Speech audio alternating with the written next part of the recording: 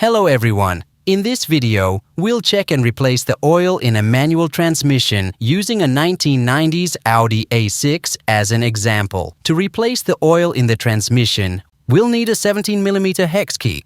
This is needed to unscrew the plug in the transmission through which we'll fill the oil and check its level. We'll also need a 16mm star socket with a hole. This is for unscrewing the drain plug in the transmission. Let's get under the car and find the manual transmission. We'll locate the special plug that needs to be unscrewed to check the oil level.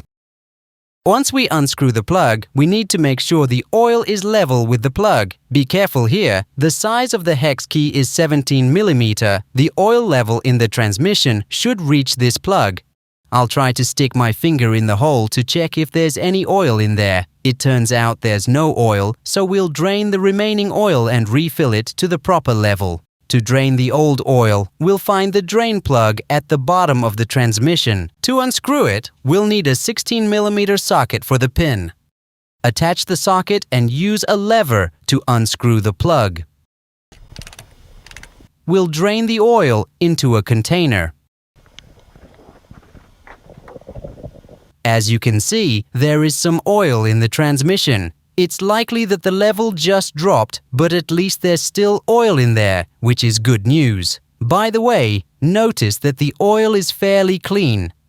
Next, we'll screw the drain plug back in and then refill the transmission through the hole where we checked the level. We'll need to use a hose here because it's not possible to pour the oil directly from the can. We used a 14mm diameter hose, inserted it into the hole, and cut a bottle to use as a funnel on the other side. We'll run the hose through the engine compartment and insert it into the hole.